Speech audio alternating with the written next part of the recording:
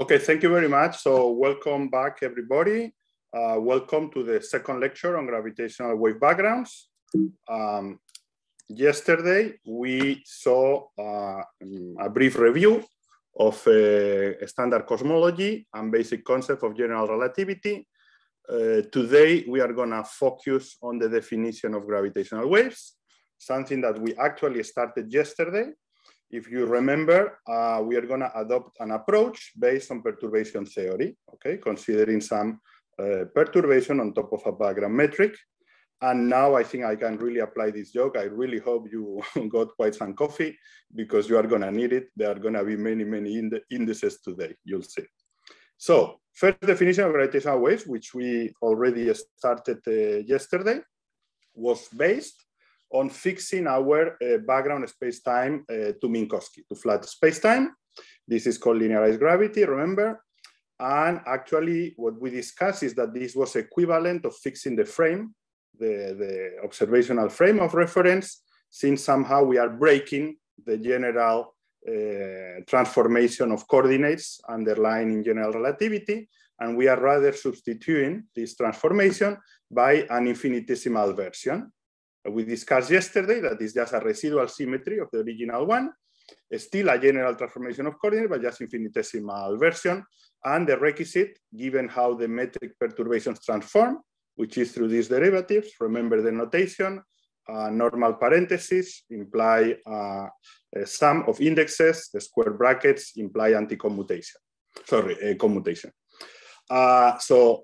Essentially, given this transformation rule, what we require the derivative of this displaced vector is small enough, smaller than the metric, so we never change this condition to be up, in a framework where the background is Minkowski plus a perturbation, okay? And we stopped here precisely yesterday. We wanted to expand Einstein equations by introducing these ansatz. Good, let's do it. Now in this first part of the lecture, I'm gonna skip you the details of those expansions, how to do them, because we are gonna do them in full detail in the second part of the lecture, okay? So I'm rather, at this point, gonna give you this definition.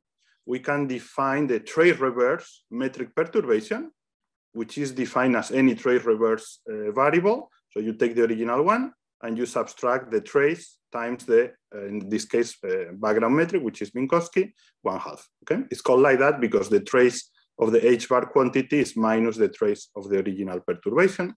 And we define this because if you were to do the expansion to first order of the Einstein tensor, this is what you get. 3 simple terms. One of them is Laplacian, in the special relativity sense, and then you have these other terms mixing derivatives in different manners.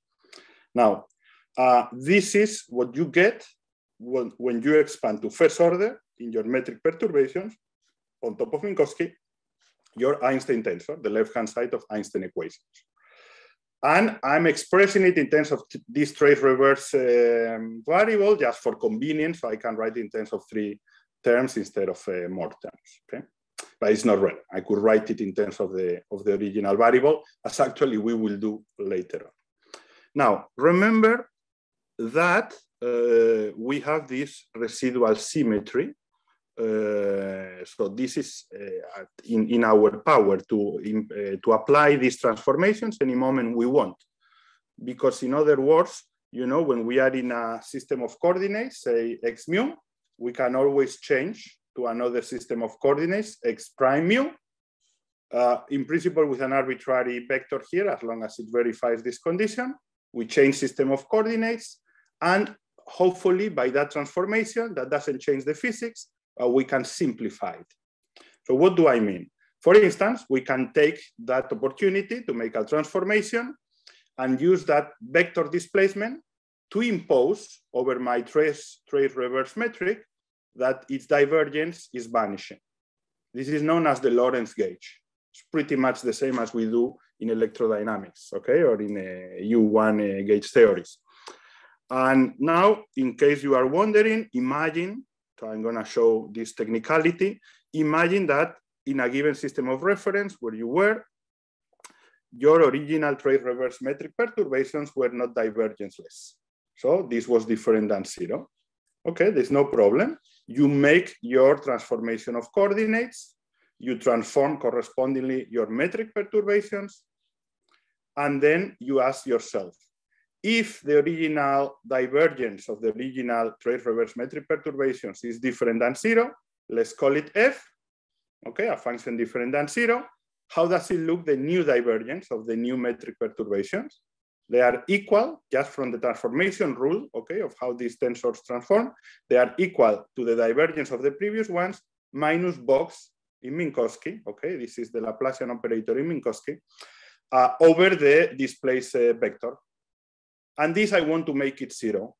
So it is as simple as imposing that the arguments here are 0, that is that the box operator in Minkowski, the wave operator, if you want, in Minkowski, over the displaced vector is equal to this function, whatever this function was. Doesn't really matter, because there are always solutions to the wave equation with a source. Hence, I can always find a displaced vector which verifies this, and therefore transform into a frame where the derivatives of my new perturbations in that new frame are vanishing in the Lorentz gauge. Okay, this is precisely the freedom of gauge transformations.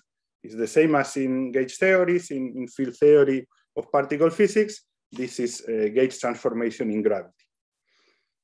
All right, why am I doing this? It's kind of obvious if you look at the form of these two terms here.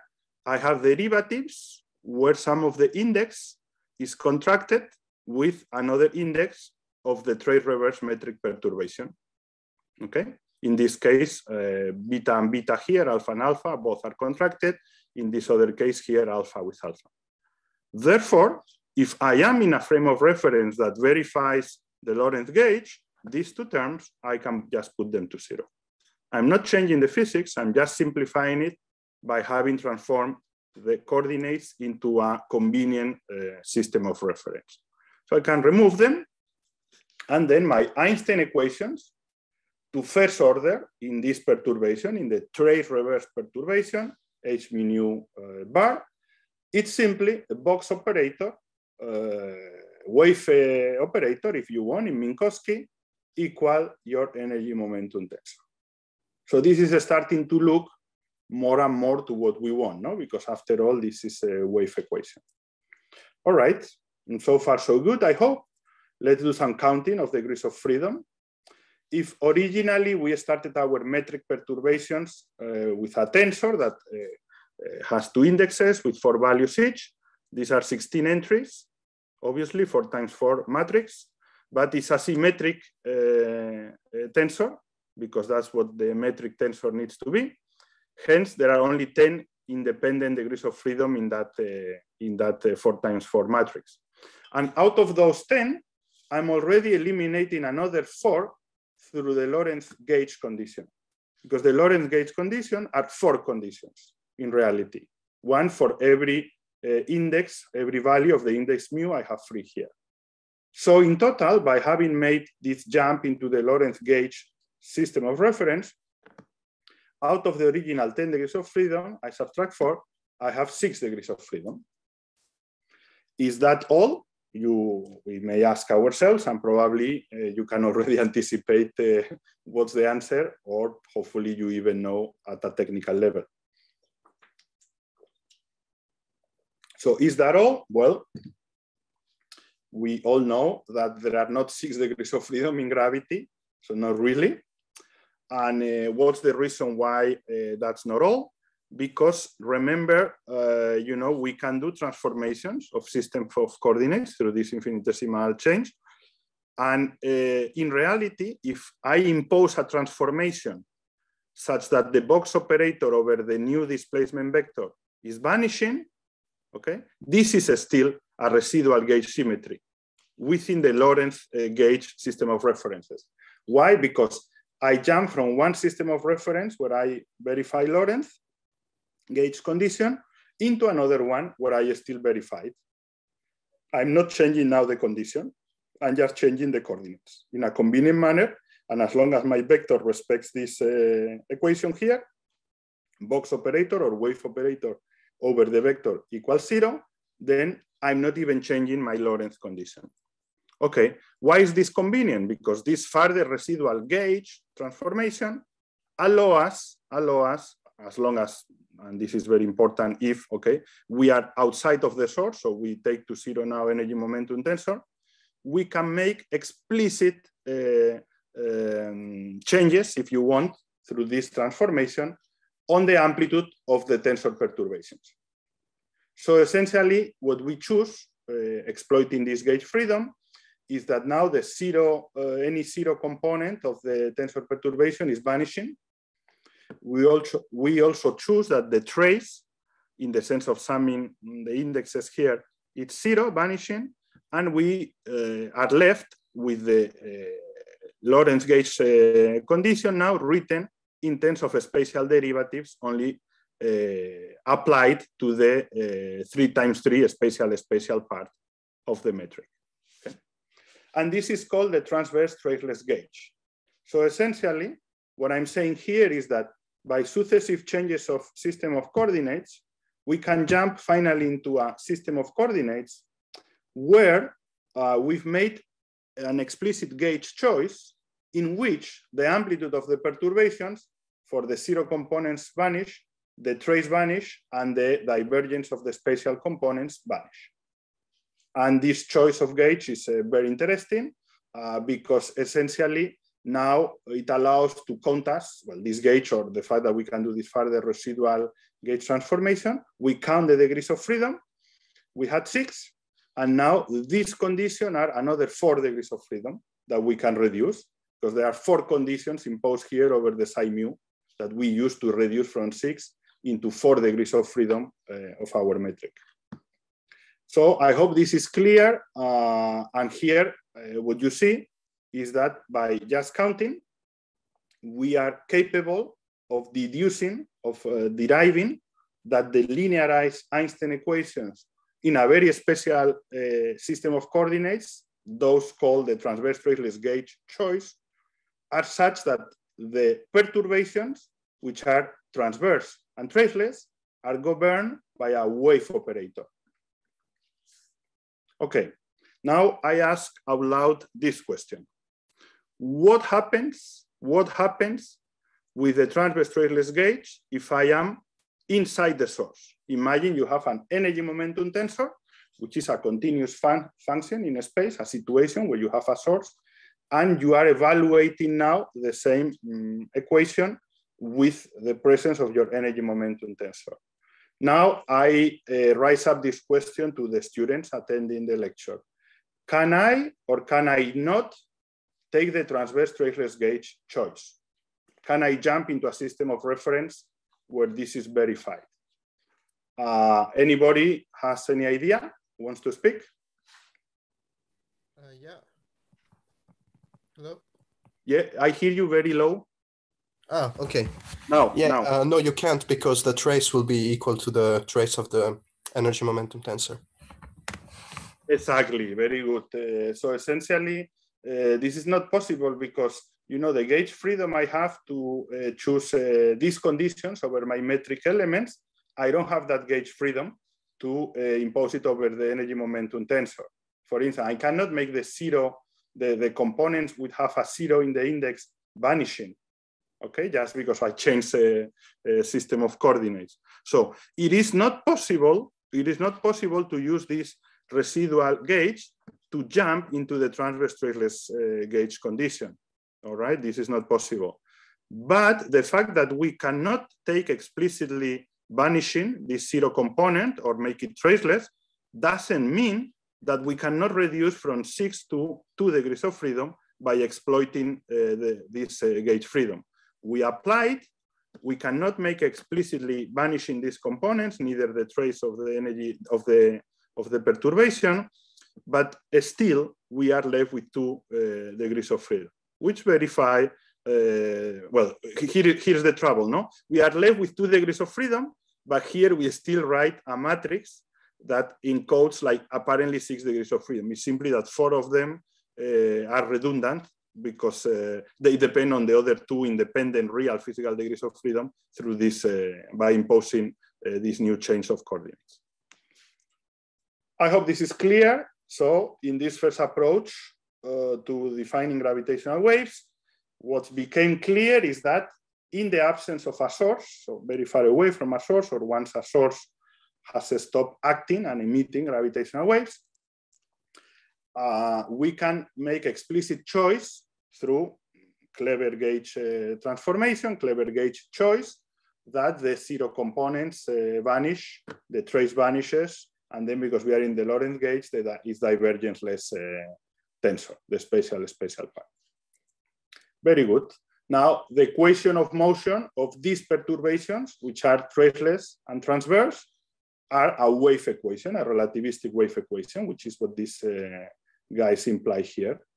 Hence, the name where we are talking in first place and all the time about gravitational waves. Because the first thing we are discovering here is that what governs the dynamics of the physical degrees of freedom that propagate once we saturate our transformations is a relativistic wave equation, like in electromagnetism. Can this gravitational wave, this remaining two degrees of freedom, be gauged away? And well, clearly the answer is no, because we've saturated our capabilities of gauge transformation. We don't have any more freedom. If I were to make any other gauge transformation, I wouldn't be able to preserve this condition. I would break it. So how does it look? The solution to this wave equation is a tensor, and it's a wave equation. And it's a tensor that is transverse and traceless. So the fact that it's transverse already tells us, because it happens the same in electromagnetic waves, that whatever this tensor does, it's gonna do it in the plane transverse to the direction of propagation. Well, you see it here in the picture much better. I choose, without loss of generality, the z direction in this picture, and the degrees of freedom that are really propagating are just transverse to this direction of propagation. Furthermore, we know that the tensor that lives in this transverse plane is traceless. And we know it has two polarizations. So let us decompose a general tensor with two indices living in this transverse plane into Fourier modes. Simply a plane wave decomposition, we are summing over all plane waves, because we know a plane wave is a natural solution to the wave equation. And the general solution is just a superposition of all plane waves with a given amplitude. Its amplitude is a tensor, of course, it has indices. Now, this tensor with indices A, B that live in the transverse plane can be decomposed into one function times a given tensor and another function times another tensor. Which means, there can only be two independent of this tensor basis here. And one way to write this in a very elegant and hopefully clarifying manner, instead of defining what are these bases of tensors, let's simply think of the most general matrix that we can write in the transverse plane. So we only focus in the XY components. We know it has to be traceless, okay? So we know immediately that in the diagonal, these are opposite sign. And we know it has to be symmetric, so these functions have to be the same in the off diagonal.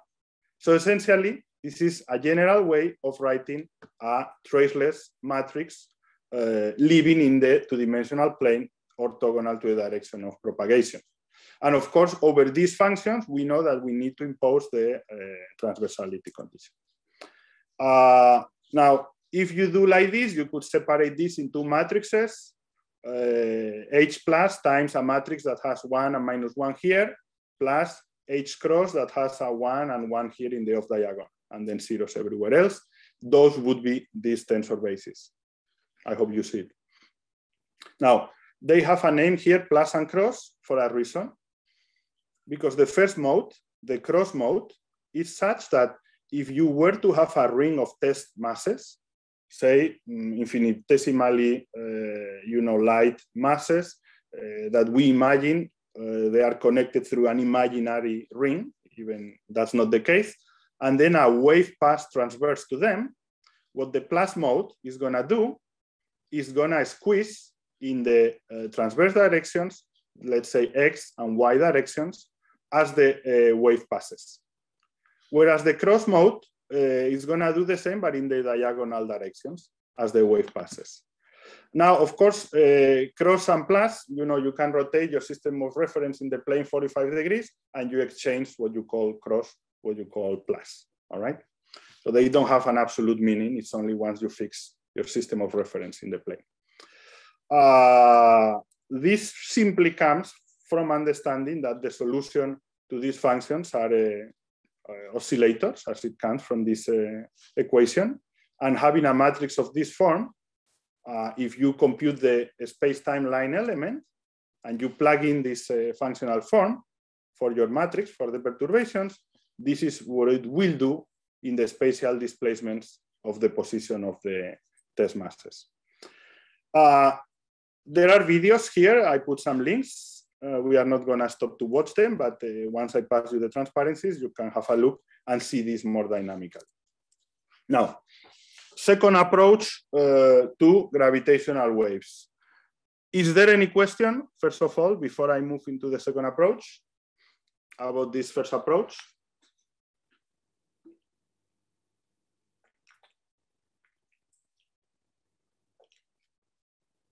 Everything is clear? Let's hope so. Let's jump into this second approach.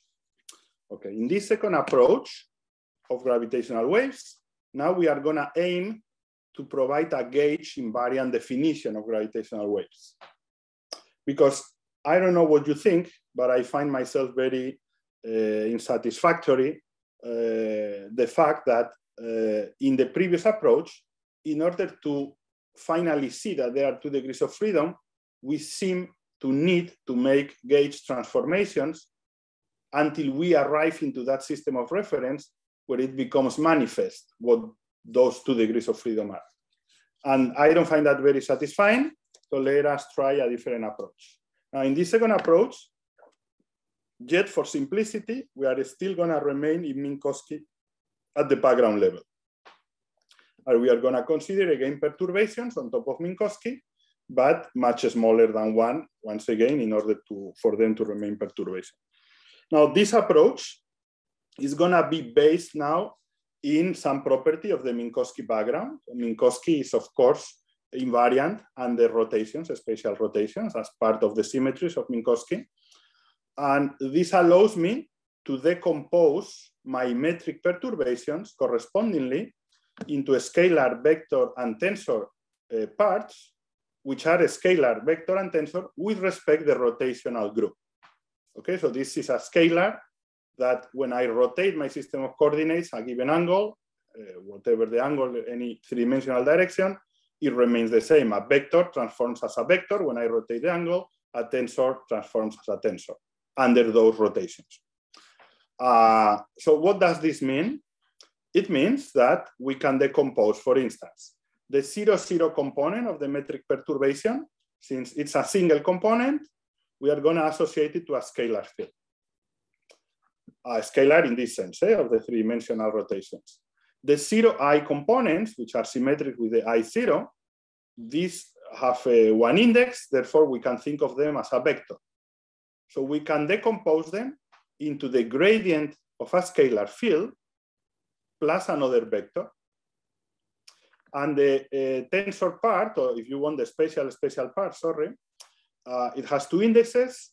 So we can decompose it now, for instance, with a scalar part here, times the delta Kronecker, because we are in Minkowski, derivatives, or the Kronecker again, times the derivatives applying through over a new scalar. Derivatives of a vector, which have to be symmetrized, of course, given the symmetry of the tensor perturbation themselves, and a tensor itself here. I can do the same with the decomposition of the energy momentum tensor, right? Same logic.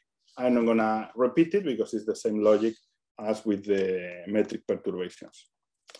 So let's put it here very clearly on the top of the screen. We have decomposed into a scalar, vector, tensor parts or perturbations, our general metric perturbation.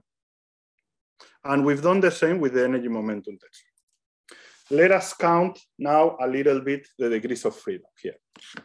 So we know we have a scalar, vector, and tensor degrees of freedom with respect to the rotations group in 3D.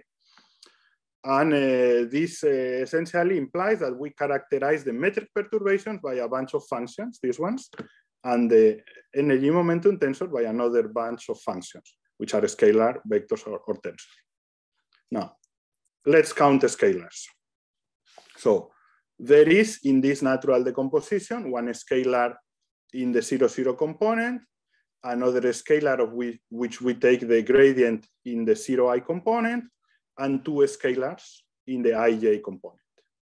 Okay, in total 4 scalars. The same goes for the energy momentum tensor. Okay, so we just call them differently, but there is a scalar rho, u, p, and sigma. For the time being, we are not going to give them any meaning, but for those of you who are familiar with perturbation theory in cosmology, typically they really have an interpretation, this variable. For instance, rho is the energy density, but we are not going to enter into that at this point. Now, there are 4 functions which are scalars. There are 2 vectors that I have introduced in my decomposition, one vector for the 0i component, another vector for the ij part of the metric, which, remember, I have to symmetrize it through derivatives like this. And the same goes once again for the decomposition of the tensor, of the energy momentum tensor, for the 0i component, for the ij component. All right. Finally, we also have a, let me call it pure tensor guy here, hij for the metric, or pi ij for the energy momentum tensor. Good. So if you count these degrees of freedom, apparently you have 16 degrees of freedom. Let me give you, let me briefly guide you through this counting. There are 4 scalars here. No, there are 2 vectors here. If we think of each vector with 3 components, these are 6 components in total, plus 4, 10. And here I have a symmetric tensor, 3 times 3. So it has 6 independent entries. So 10 plus 6, 16. But we know, of course, the same goes for the energy momentum tensor. But we know, surely, that these metric perturbations are symmetric. So out of the 16 entries, there must be redundant ones. There should be only 10. Well, in order not to overcount the degrees of freedom, we should impose some constraints over these vectors and tensors that we are introducing here.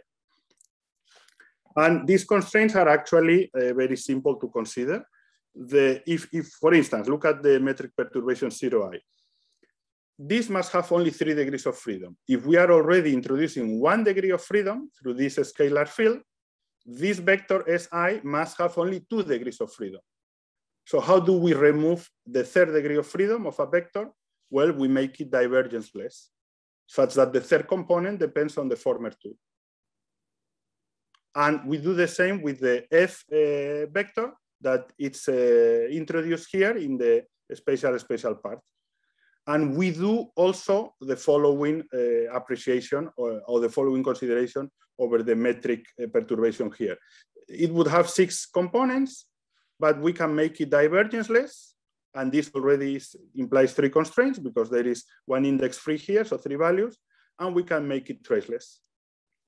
All right? So we can actually do the same for the energy momentum tensor. And now if you count, this is 1 constraint, 1 divergence, another constraint, another divergence, 3 constraints because these are 3 divergence vanishing, and 1 last constraint on the trace of the metric perturbation of this particular tensor.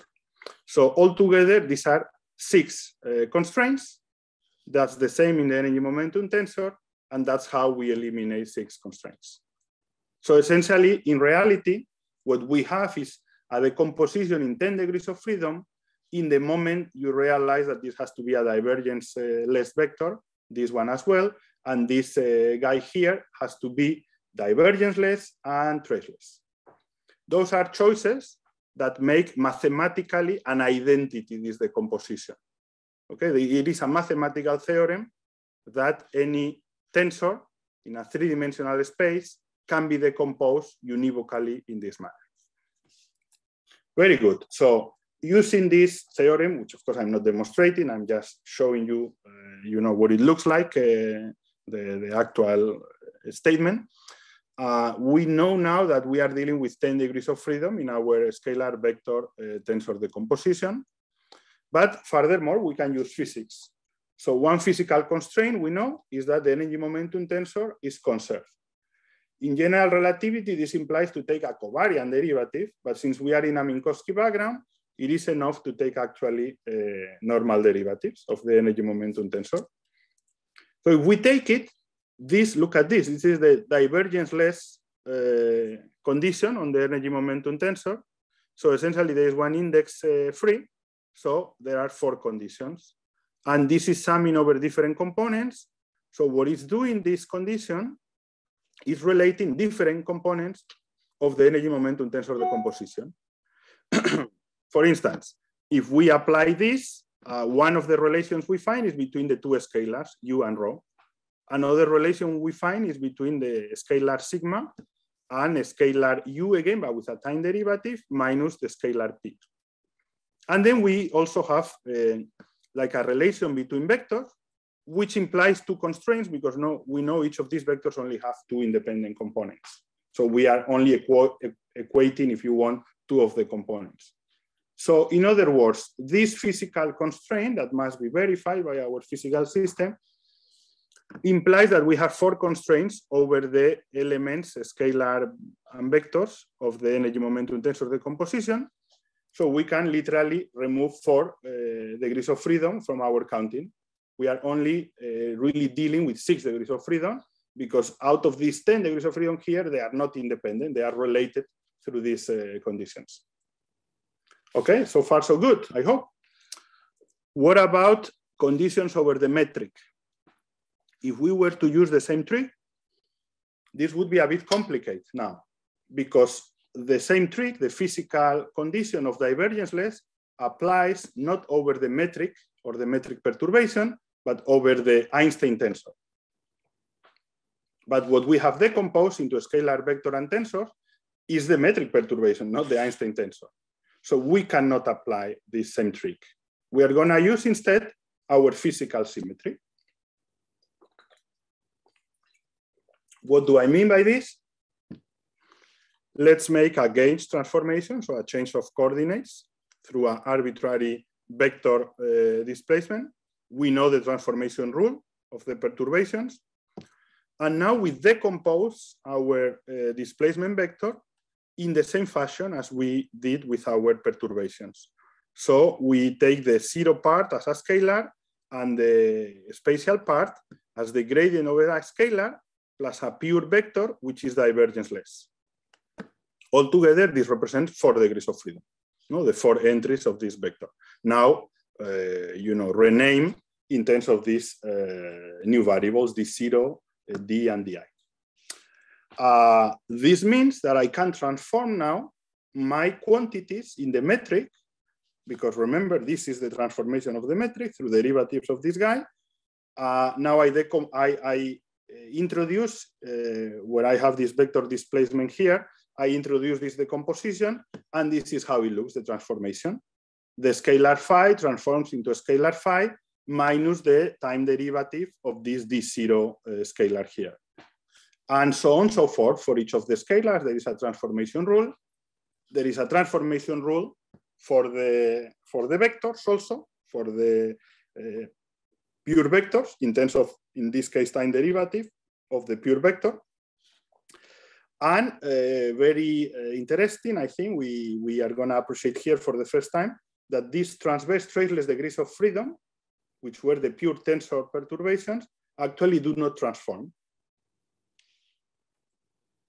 Well, now we finish our counting because we have 4 conditions with this gauge transformation. We remove 4 degrees of freedom out of the 10, and we realize that we are really left with 6 degrees of freedom. And this makes much more sense, no? Because in reality, with all this decomposition, scalar vector tensor, at the end of the day, we know that we can only be dealing with 6 degrees of freedom in the presence of matter, there is matter here, or 2 degrees of freedom at the end of the day when we talk about gravity itself propagating, as you will see in a moment. Now, let's recall that these are the transformation rules based on our infinitesimal coordinate changes. And essentially, if we look at them in detail, we see that we can make linear combinations of the scalar transformations and of the vector transformations such that we build gauge invariant quantities. In particular, we can build this scalar quantity, which now is a linear combination of one of the scalars, phi, remember, is the 0, 0 component here, the time derivative of the second scalar here, and the second time derivative of one of the scalars in the spatial part, E. And so on for another scalar we can build. And if you apply a general coordinate transformation in the infinitesimal sense that we've been describing all the time, these guys do not change. They are gauge invariant. And the same goes for this vector, capital sigma I, that we have built as a linear combination of one of the original vectors, Si, and the derivative of the other one, Fi. Si is here, Fi is here. I'm talking about metric perturbations only. Plus, notice that the tensors themselves don't change, so I don't need to make any combinations. Now let's count degrees of freedom in this fashion. I can build one scalar, which is gauge invariant, a second scalar, which is gauge invariant, so 2 degrees of freedom, one vector that is gauge invariant and divergenceless, of course, because the original vectors is made of or made from are divergenceless. And then I have a tensor that is transverse and traceless and hence has 2 degrees of freedom. Out of the 6, it has only 2 degrees of freedom. Good, so essentially what we are concluding is that by understanding what is the general rule of transformation of my metric perturbations, I have learned how to build perturbations which are actually gauge invariant. Let me do the counting again. One scalar, second scalar, so 1 and 1, 2 degrees of freedom. One vector, so 2 degrees of freedom because it's divergenceless. One tensor, 2 degrees of freedom because it's traceless and divergenceless, transverse.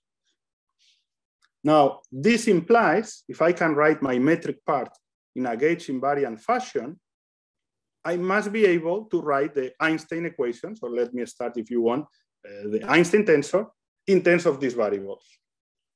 And essentially, this is the result. I would be tempted, and I would love to ask the students to derive the result, but it is quite lengthy, and I think there is no need to do it certainly for these lectures, but I would definitely suggest to anyone who is truly interested in understanding the theory of gravitational waves to do this mathematical exercise once in your life.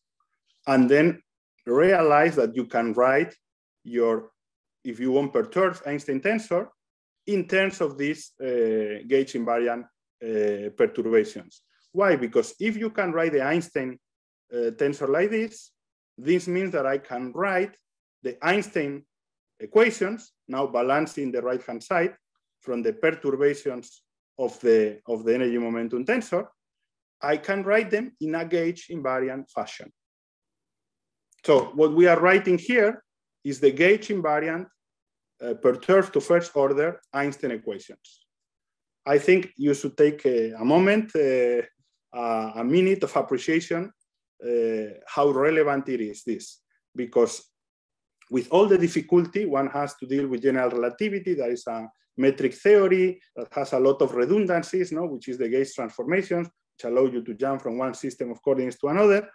What we are arriving at here is to the fact that we are clever enough, we can manage to write the Einstein equations in a gauge invariant manner, which is what it should for the physics, right?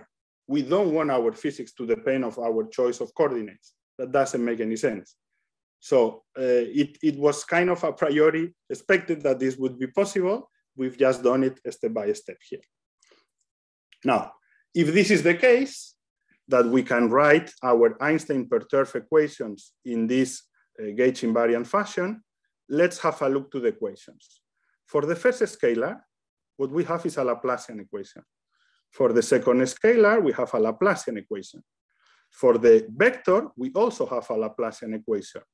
It's only for the tensor, for the pure tensor, that we have a box operator in Minkowski, because that's our background. And remember, the box operator is nothing else but the relativistic wave operator. So essentially, what we are concluding is that only the transverse and traceless degrees of freedom are propagating. These are the truly radiative degrees of freedom, because these are the only gauge invariant degrees of freedom that actually propagate since they follow a wave equation. Whereas the others, scalars, are just the solution to these boundary conditions or circumstances dictated by the presence of the energy momentum tensor. And the reason why I did this in flat spacetime and not in a curved spacetime is because, for instance, if you do it in Friedmann-Lemaitre-Robertson-Walker, it is very confusing that the equations you get for the scalars are also wave equations. But the wave equations are there in Friedmann-Lemaitre-Robertson-Walker because you have a fluid that has perturbations itself, which are oscillating as a wave. And they induce, like that, propagations of the scalar or vector fluctuations. But when we are in Minkowski, we see very clearly that in reality, it's only the tensor part that truly propagates information. So gravitational waves are and should be actually identified with the transverse traceless degrees of freedom of metric perturbations, if you want, with the tensor degrees of freedom, independently of the system of coordinates. Okay, certainly this is the case for Minkowski, and we will see in the next definition that that's of course the case also in Friedmann-Lemaitre-Robertson-Walker, or even in a general background metric. So now I will go to the definition. Danny, there is a question, I think. Yeah, sure. But yeah, sorry. Before you jump ahead, can you show the last slide, please? I don't get the sigma. The Laplacian of sigma is proportional to S. S is a perturbation of the metric, right? S is a perturbation of the metric. Let me see. Maybe I wrote it wrong. Yeah, probably. That's a typo, sorry. Okay. It should be, of course, balanced with some vector perturbation from the energy momentum tensor. Sorry about that. I may have changed notation on the way, and I didn't realize about that. Of course, yeah, that's a typo. Yeah. Sorry about that. Thanks for noticing. The idea, of course, is that on the right-hand side, you have something from the energy momentum tensor, as it could only be, of course, yeah. Thanks for noting that. I will correct that. Any other question up to here? Because in reality, I think we have like 2 minutes to complete 45 minutes. And since we said we want to be sharp, we are clearly going to postpone the next definition for the after break. So any more questions in these 2 minutes?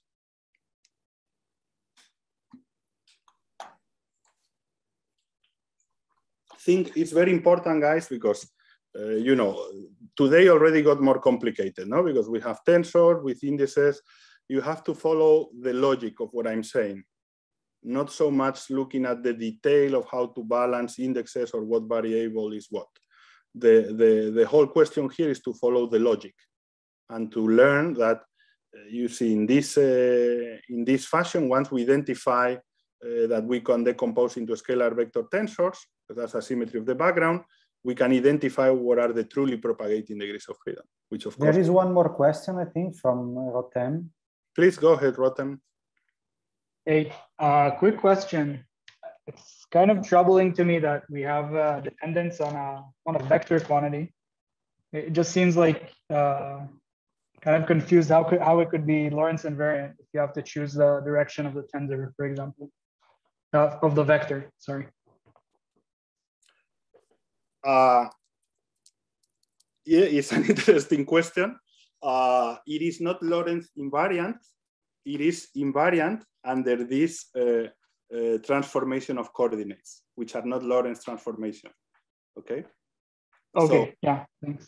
It is this transformation, the infinitesimal version of diffs, that actually preserves the invariance of this vector. So what you said is a good appreciation, but that's not the symmetry under which they are invariant. Yeah. Any other question?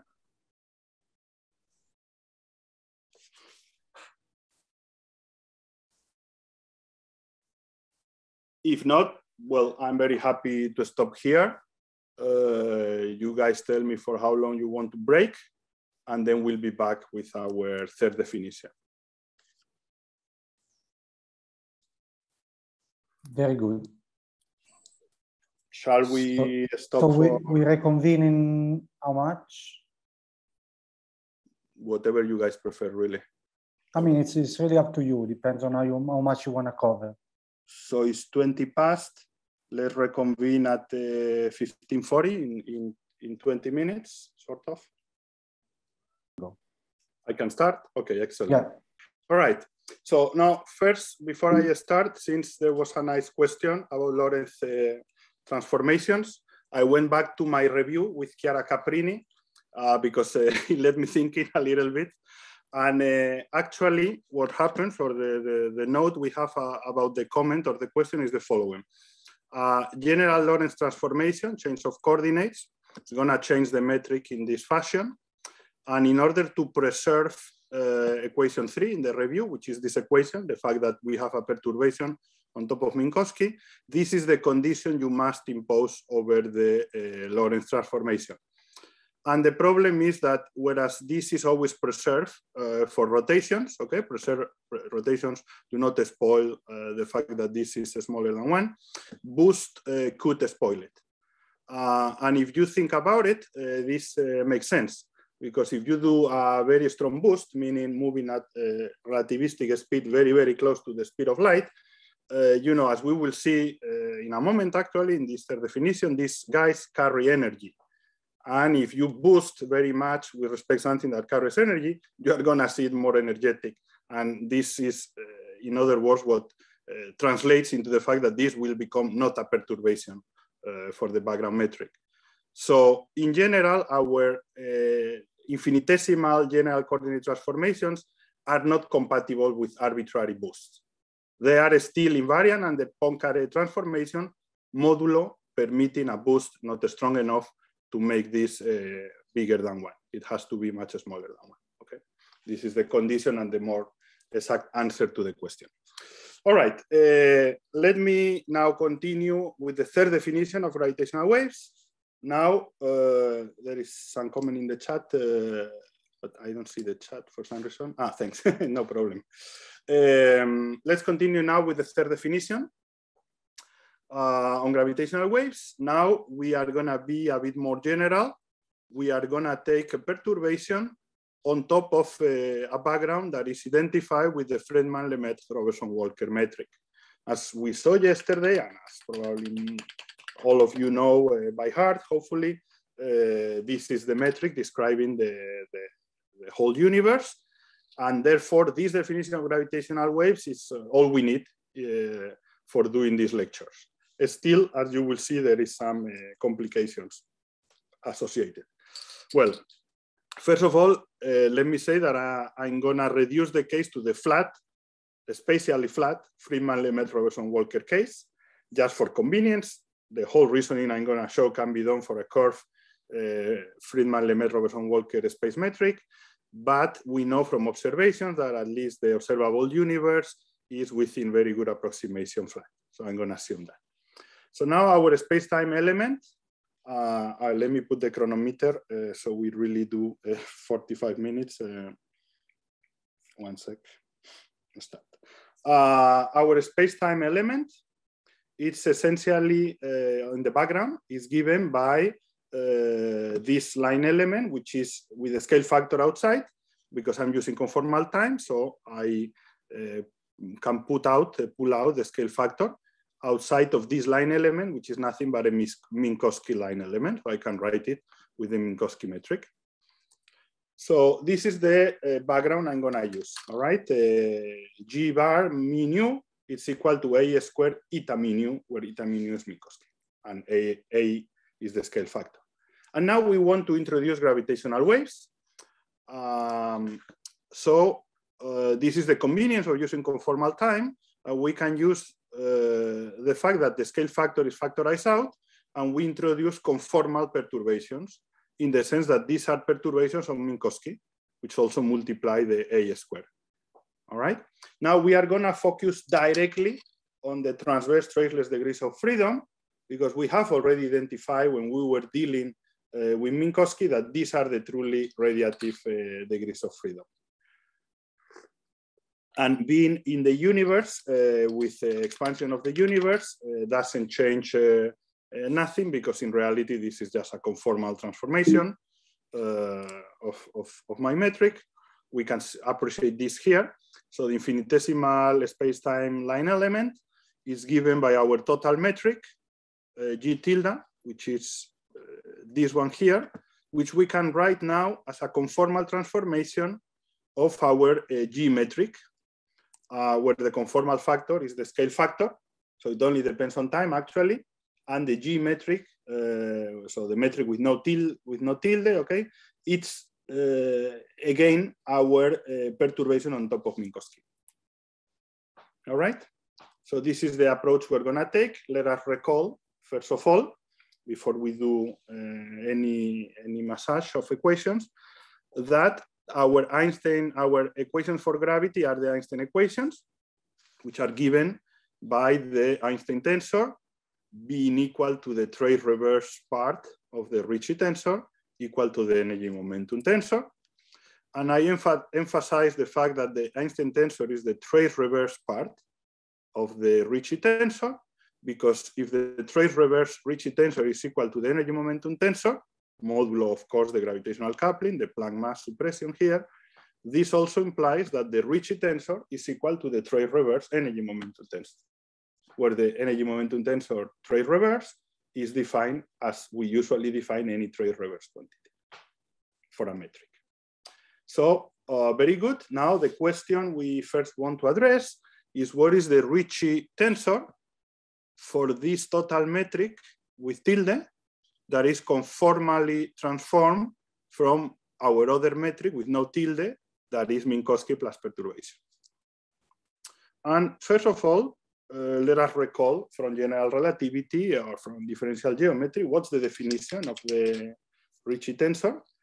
And it's this relatively simple expression, difference of derivatives with respect to the Christoffel symbol, and difference of product of Christoffel symbols. Don't see the indices, okay? You can follow them to some extent, but the important thing is the functional form. Now, remember our notation that to simplify things, we use normal parentheses for anti-commutation and brackets for commutation. So essentially, I can write my full Ricci tensor in terms of this very simplifying expression, derivatives with respect to the Christoffel symbol and product of Christoffel symbols. And now the brackets take care of the fact that we were subtracting expressions. Christoffel symbol for the full metric, remember, is this bilinear combination with derivatives of the metric times the inverse metric. Okay, let's put that on the top of the screen. Let's now do some computations. If we look at the functional form of the Christoffel symbol, from now on I will refer to it as the Christoffel, and that's it, okay? If we look at the functional form of the Christoffel symbol, this fact that is the inverse metric times derivatives of the normal metric, Christoffel symbol of the conformally transformed G tilde with respect to the normal G, normal metric, it can only be, given this functional form, it can only be that the conformal Christoffel is equal to the original one plus a deformation that can only depend on the original metric and actually the logarithm, the Neperian logarithm of the conformal wave. And this really comes by inspection in this form. If you plug in this conformal relation of metrics, you plug it here, you immediately realize that the Christoffel tilde is equal to the original Christoffel plus some deformation. And this deformation is actually trivial to compute it. It simply depends on the metric and some derivatives of the log of the conformal factor, little omega from now. Very good. Why am I doing this? Because if I want to compute the Ricci tensor in the full metric G tilde, all I need is to plug in this decomposition into the master formula of the Ricci tensor, which remember has derivatives.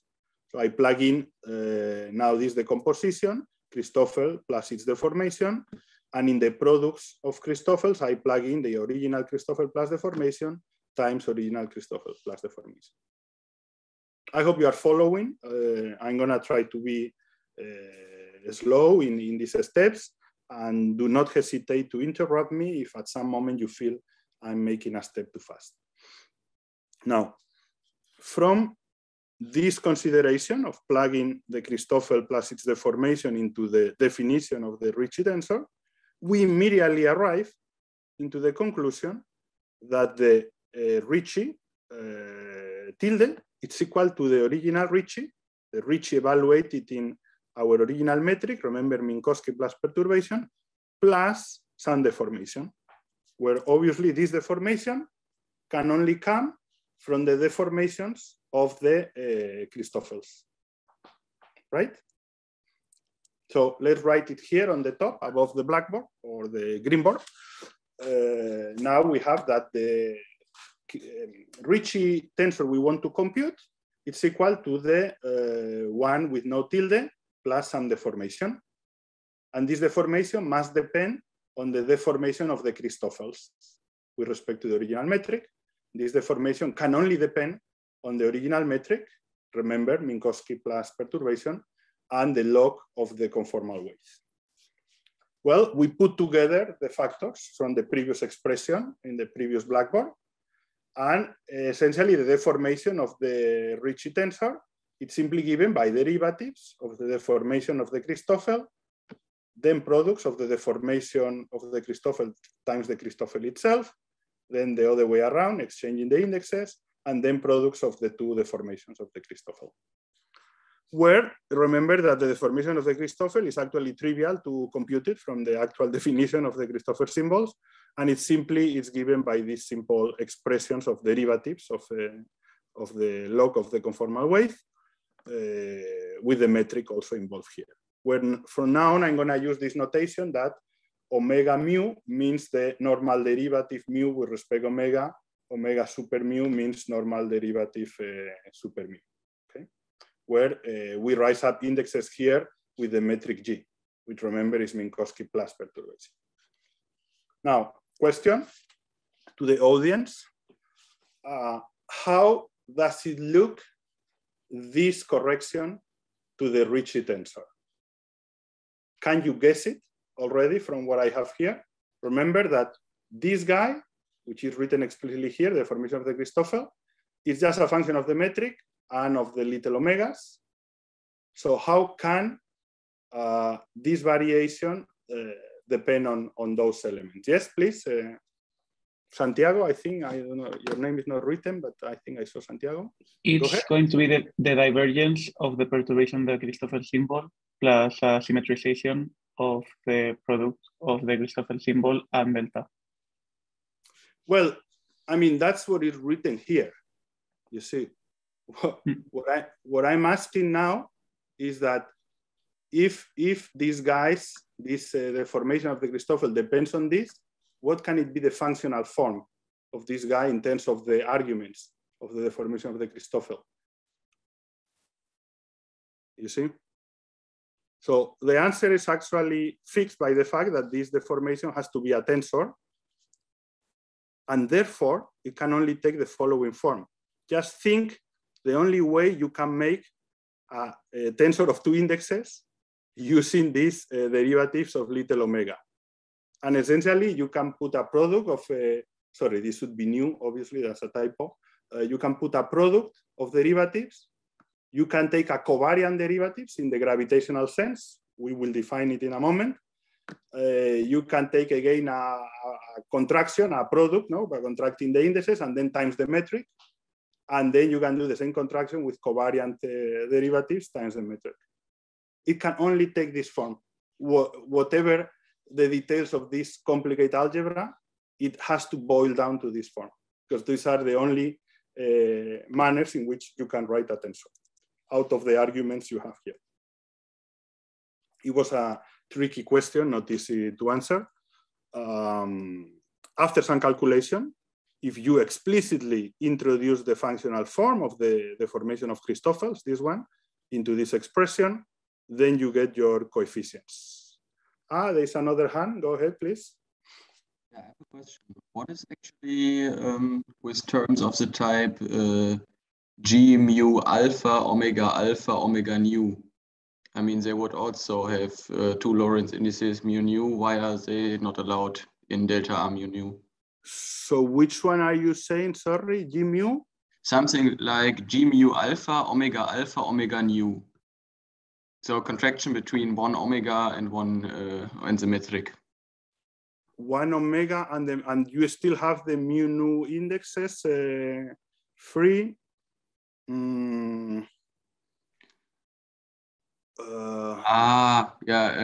Emanuele just answered in the chat. Yeah, it's very simple. I would be just raising a lower in indices of omega. Yeah, yes. Sorry, I need to see it written. Yeah, but definitely, I'm pretty sure these are the only four forms you can have. But okay, maybe we can write it later. Sorry, because I'm not sure about the form you are asking. You know, without seeing it. The others gave the answer. It's. I understand now. Thanks, guys. Sorry. I see. Yeah. Okay. Very good. Yeah, exactly. Thank you. Okay. So now, if we know these coefficients, okay, which at the end of the day we cannot guess by this functional form, we really have to do explicit computation. Well, let's promote it here. Let's put this information here. And essentially, it means we know how to write this deformation. And here we have the nomenclature we are using. Normal derivatives, covariant derivatives. Now we introduce it in the gravitational sense in terms of the Christoffels. Okay, this is the definition. For the sake of notation, let me call this deformation a differential operator with two indices. So we are gonna call the deformation some differential operator curly D with the two indexes mu nu over the log of the conformal wave. Now, remember that essentially our metric here inside the Ricci tensor of the original metric that we haven't computed yet, this metric is background in the sense of Minkowski plus perturbation. Okay, we can compute one by one these terms. The first term is trivial. No, we take just derivatives. It becomes Hubble squared, just because the log of the conformal wave is the log of the scale factor. The second term is the covariant derivative of the vector form of this, which essentially implies that there is a background term, and then there is involved one Christoffel symbol. The third term actually contains directly the metric, hence the metric perturbation, okay, and then some background quantity. And the fourth term contains the perturbation here, but also contains a Christoffel here because it has a covariant derivative. Okay, the details of this doesn't matter, really. It's not about you looking what are the powers of two or derivative of a scale factor or indexes. What I rather want you to see is that there are background quantities depending on the scale factor, and there are perturbation quantities directly depending on the metric perturbation, and there are the Christoffel symbols in some of the expressions, okay, here. And the Christoffel symbols, actually, we know very well how to compute them. They are given by this expression, by the inverse metric of this, times the derivatives of the perturbation. And this is good that we, we were using this trick of the conformal transformation, because in the metric G with no tilde, we know the background is static, is Minkowski, so the derivative part, it only goes on the perturbation. And now the inverse metric is actually very simple to compute. You can obtain it very simple by multiplication of the two matrices, the direct one and the inverse one, and then you figure out what's the form order by order in the metric perturbation. Essentially, we can plug it there. And once we plug it here, as we realize that the derivative part is already first order in the perturbation, this means, of course, that when we will multiply for the Minkowski metric here, that will give rise to the first order contribution in tensor perturbation amplitude of the Christoffel. When we multiply by this term that depends on the metric directly and the metric perturbation, this will give us the second order. When we multiply by this one, this will give us a third order, and so on and so forth, which we don't need, so we don't make it explicit. So essentially, we can compute explicitly the first order Christoffel in the metric perturbation. You see, it depends on the derivatives times Minkowski. And we can compute the second order Christoffel, depends on the same structure of derivatives, times the perturbation with the rise-up indexes. Indices in the perturbation are rise-up with Minkowski. Sorry, I forgot to mention that. Now, why is this relevant? Why is this relevant? I don't want you exactly to follow these functional forms necessarily. What is relevant is that I can plug them here in the expressions of the different terms of the deformation of the Ricci tensor, the differential operator, and two of the terms have the Christoffels, and the Christoffels are a contribution of first order plus second order. All right? Which literally means, let's write it here above, that my derivative operator over the log of the conformal factor has a zero order component, a first order component, and a second order component. For instance, this term, the first term here, is only zero order, but the second term of the covariant derivative contains zero order, first order, second order. And then here there is only first order, here there is first order and second order. So essentially I can rearrange the different parts of the differential operator over little omega and see that I can really divide them into zero, first and second order in terms of the amplitude of the perturbation. Furthermore, let me write here that my Christoffel over the background with no tilde, so perturbations on Minkowski, is written as a sum of first order, second order expressions of the Christoffels.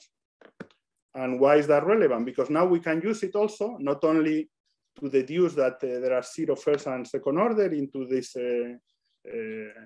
derivative operator, but we can also use it to deduce what is the expression, if you want, for the Ricci tensor in terms expanded in terms of the perturbations on top of Minkowski.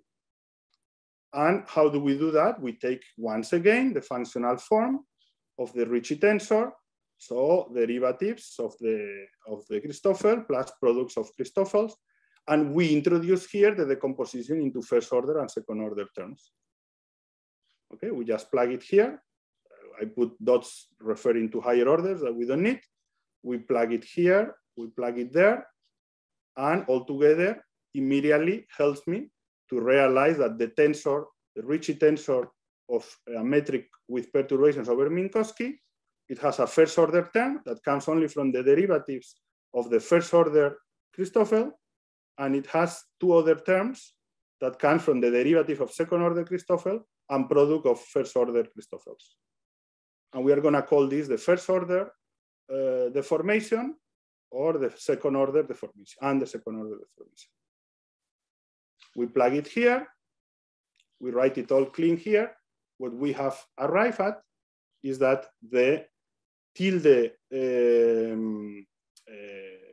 Ricci tensor, it's equal to some expansion terms of the Ricci tensor in the perturbed Minkowski background, plus these 0 first order and second order terms from the functional derivatives over the log of the conformal factor, the scale factor. So let's order them. And essentially, we have a 0 order term, a first order term, and a second order term. Okay, 0 order, first order, second order. Good, let's call that with this notation, okay, with the 0, a 1, and a 2 on the top. So now we know that we have under analytical control the decomposition of my Ricci tensor into 0 first order, second order. Good. The 0 order determines or depends only on background quantities. The first order determines, if you realize, the linearization, of course, that's why it's first order, in the metric perturbation, and hence the dynamics of this perturbation. And the second order, well, it has a complicated expression because from the functional derivative, it has a cross term of derivatives with the amplitude here. And then we haven't really expressed yet explicitly, we'll do it later, the second order expansion of the Ricci correction to Minkowski, which remember comes from these two terms, second order correction to Christoffel, product of first orders. Okay, we are gonna forget for the time being of second order parts, because this is complicated enough. Let's focus only on 0 order and first order. And let's look now into the Einstein equations by keeping only this decomposition, 0 order plus first order. Remember, I'm gonna write the Einstein equations in such a way that I write the Ricci tensor equal to the energy momentum tensor trace reverse. So S is the trace reverse version of my energy momentum tensor. And now if my Ricci tensor is decomposed into 0 order and first order in the metric perturbations on top of Minkowski, this means that I need to decompose in order to equate order by order my trace reverse energy momentum tensor into 0 order and first order. Essentially, I need to introduce a decomposition of this kind and then to balance order by order, 0 order, first order to first order, left and right hand sides. I hope it's clear. Now, we need to introduce, of course, what is the trace reverse energy momentum tensor. And since we are in an expanding background, this is going to be given by a perfect fluid expression. You are probably used to see the expression of the perfect fluid for the energy momentum tensor, not for the trace reverse, but obviously you can work it out very easily.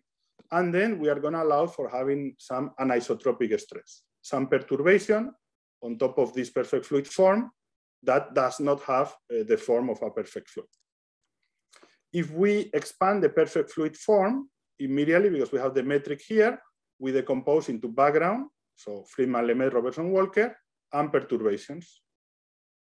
And then we are going to include the anisotropic stress as a part of the perturbed part. So essentially,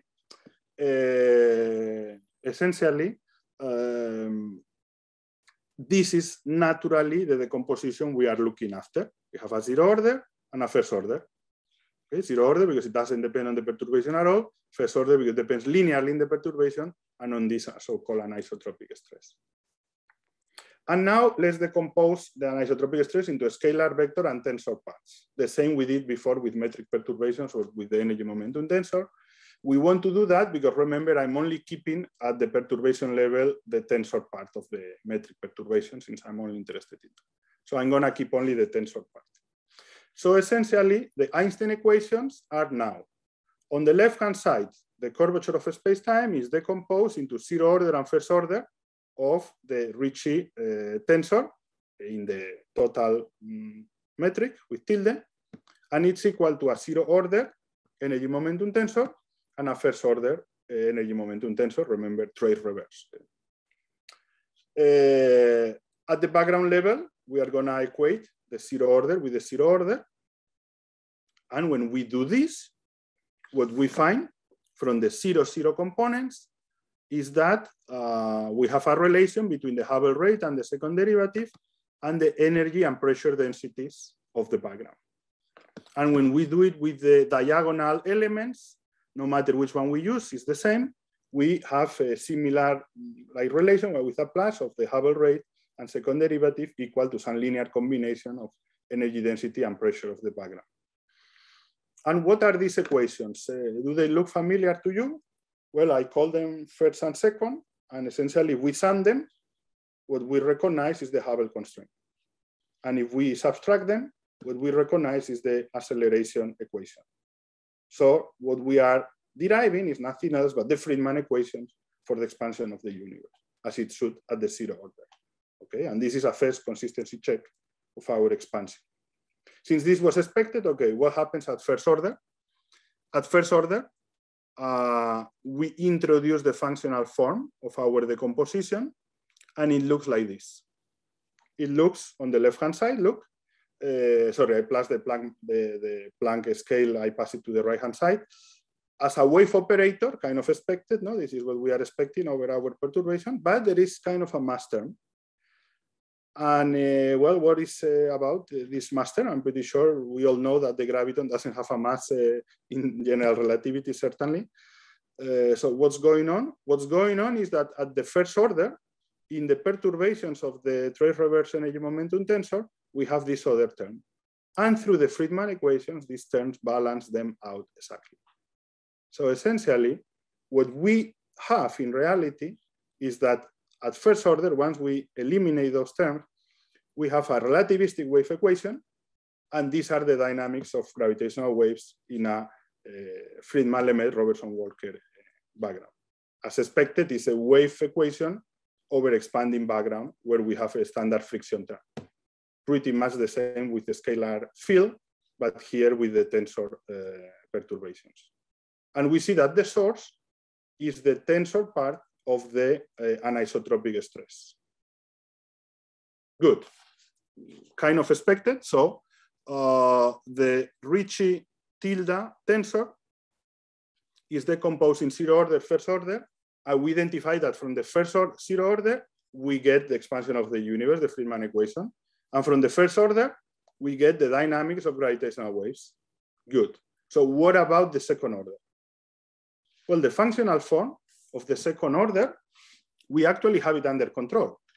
We have one term from the functional derivative, that curly d mu nu over little omega. It gave us this. And now we have the second order expansion of the Ricci tensor over Minkowski, which we know it can be written from these two terms. And those terms are built from the first and second order expressions of the Christoffels, which we have under control. So first thing we are going to do with this is to plug this second order expression, or if you want, the zero order plus first order plus second order, into the Hilbert-Einstein axiom.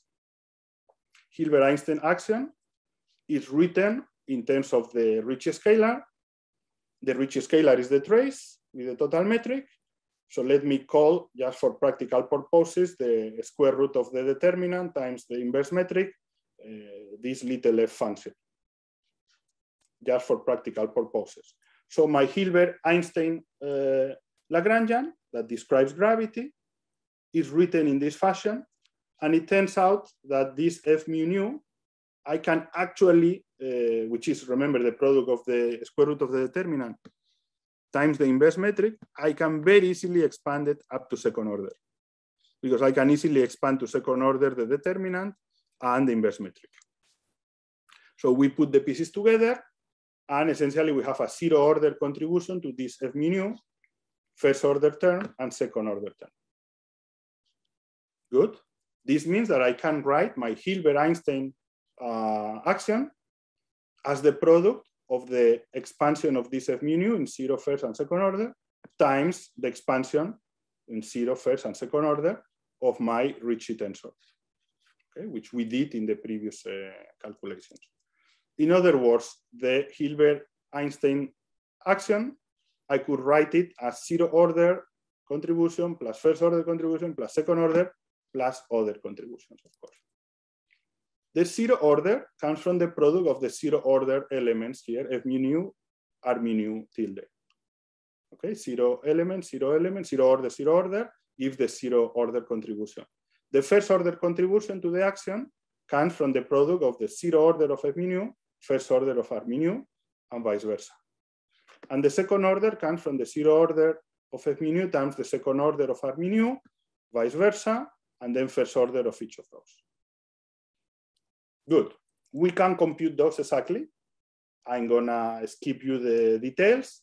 Of course, it would be, once again, if any of you is really interested in mastering, you know, the mathematics of how to deal with gravitational waves, I would recommend you to do this computation once in your life. Then you get that the zero order is just some background elements as expected. The first order is zero, and the second order has this form, which has like a kinetic term, a cross term, and some kind of mass term. Let's put it here. So is it correct, this form? An interesting check, a consistency check, is to think of this now, of this action, as if it was a field, Hij, that lives on top of unperturbed Friedmann-Lemaitre-Robinson-Walker background. So instead of thinking of Hij as a perturbation of a metric, let's think of a field that lives by itself on top of my background space-time. So let's vary this action to find the equations of motion. When we vary them, so we extremize the action, this should be equal to 0. We immediately identify the wave operator by varying all these terms, and we also identify another term that is proportional to the background pressure, or I can identify it with the Friedmann equations proportional to the background pressure. Let's put this variation here and notice that, of course, if I want to find the full equations of motion, of course, I need also the matter sector for two reasons. First, because there is expansion of the universe. So there is some background matter sector that is causing the expansion of the universe. And secondly, because I may have a source of gravitational waves. So if I express my matter action, again, in an expansion of 0, first, second order, etc., in the metric perturbations, and I do explicitly the computation, let's focus only on the second order, what we get is a first term, which actually defines what is the energy momentum tensor of a system. This is how it's defined in general relativity.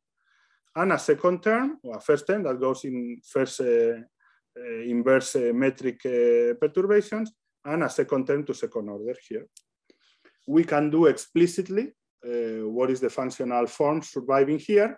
And what you get is the first term that depends on the tensor. Remember, I'm just keeping the tensor structure of the anisotropic stress, which is part of the energy momentum tensor.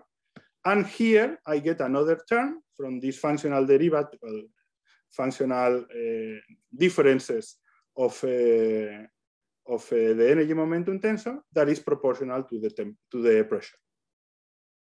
So this is the matter action expanded to second order.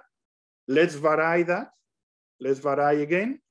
And now what we know, the least action principle, what tell us is that the sum of these two is what should be an extremal, should be 0. And when we sum these two, immediately we recognize this with opposite sign and cancels out that term. And what we are left with is what is inside this bracket parenthesis times the variation of my metric perturbation, that now we think of it as a field living by itself on top of a expanding background. And essentially, you know, putting away this Planck mass from here, what we have, what we recognize in the parentheses is the wave operator in this expanding background with the friction term minus the source. So correct equation of motion. This is the first proof that from our consistent expansion to second order, we manage to reproduce now from this point of view, from variational principle of the second order expanded action, the first order equations of motion consistently, as it should be, of course. Finally, so if the zero order tells me about the expansion of the universe, the first order, the dynamics of gravitational waves. Really, what does let me check time, sorry. What does the second order tell me in this expansion? Since it's second order, in the perturbations, maybe the whole point is that it's related to the energy and momentum of the perturbations themselves. If you want, it's possibly related to the energy momentum tensor. Let's verify this. So let's write our second order axiom consisting of matter and Hilbert-Einstein. We can write it explicitly with all the terms.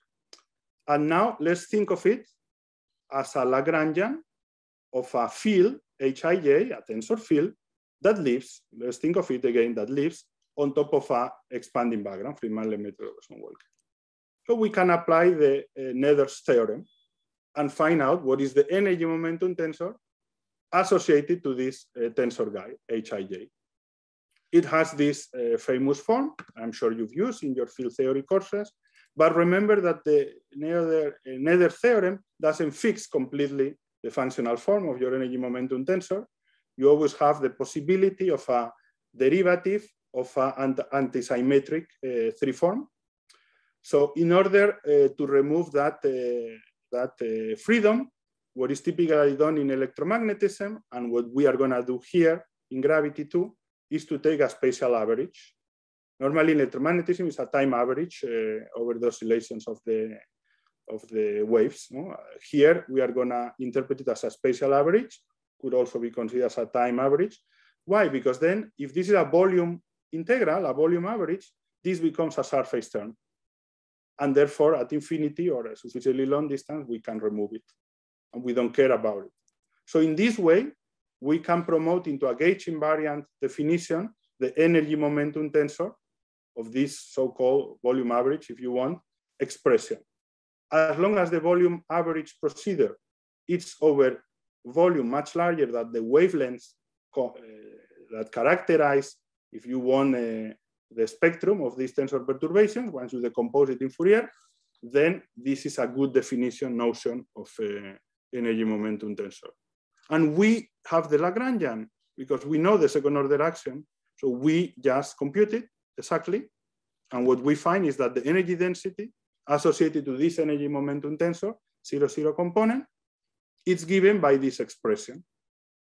This expression has a standard kinetic term, a gradient term, an interaction term. And actually, here you have to be cautious because I'm showing you my own computation and other people have different computation. And there is discussion, not in the literature, but there is private discussions we are having about how to really get correct this term. We suspect it might be equivalent in different approaches in the literature, just you get it from different transformation of integrating by parts when you do the volume average, but take it with a grain of salt, that term.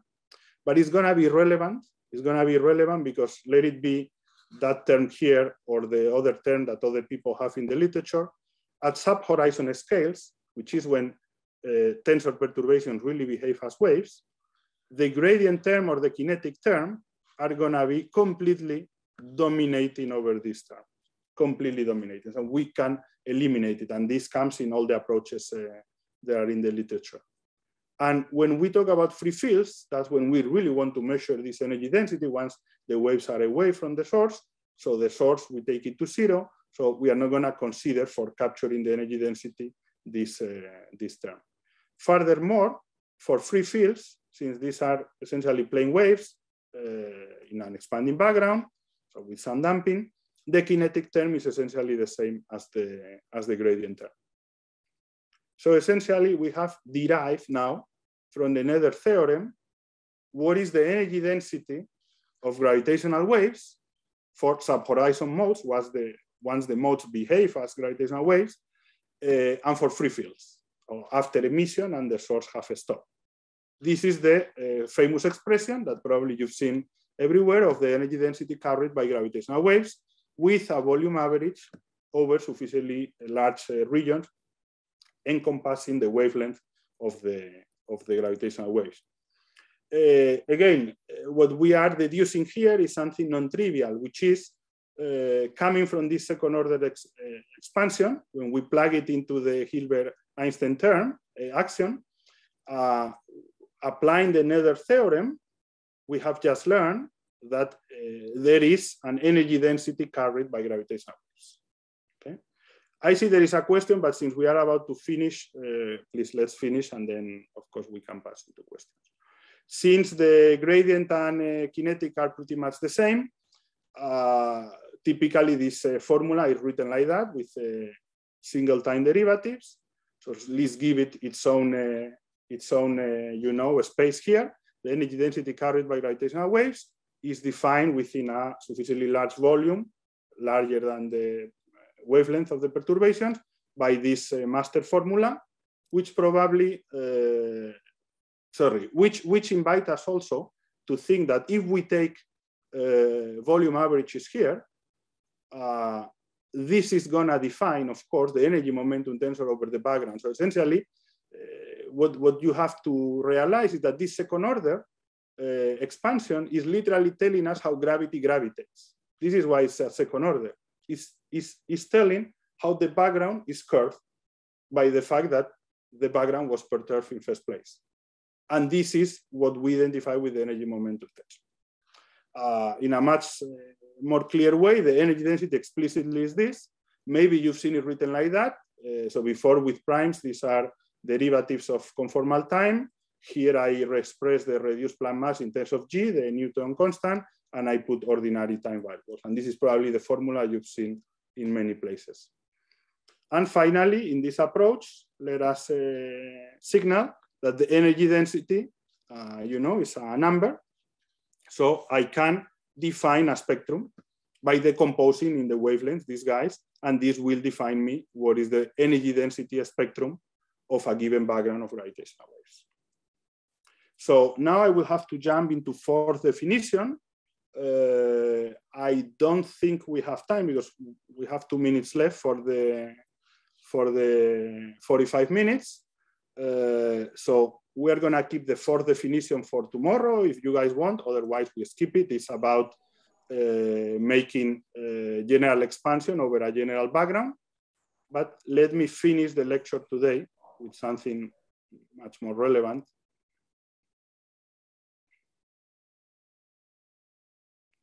Which is that at the end of the day, what we wanted is to define our gravitational waves in cosmology, because that's what we want to explore in these lectures.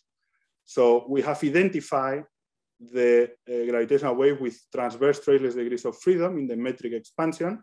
Here I write it again in the conformal time, which I now call eta, but it's the same t as before.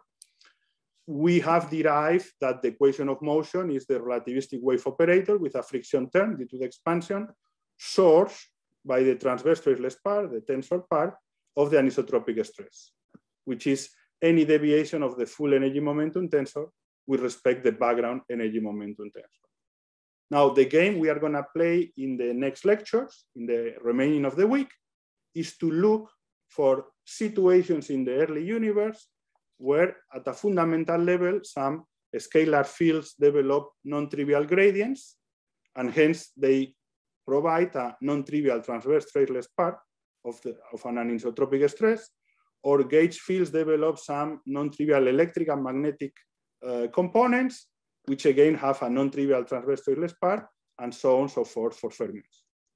Whenever we encounter any of these situations in the very early universe, that is the first second of the universe, then remember one of our first transparencies, we are going to produce gravitational waves which will decouple immediately.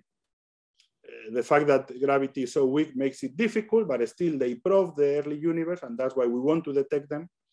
And essentially, there are a number of physical processes, which we're going to study in the remaining of the lectures, where gravitational waves are significantly produced, and these processes are inflation, reheating, phase transitions, and cosmic defects. Okay? So with this, 45 minutes, in the following lectures, we will start studying now with the machinery we have, now that we know what is the equation for creation of gravitational waves and propagation, we will start studying how non-trivial sources act in the early universe, produce backgrounds, they give rise to an energy density spectrum, and what's our ability whatsoever to detect these backgrounds. Okay, so to be continued. Thanks for your attention. Okay, very good. So given the time, maybe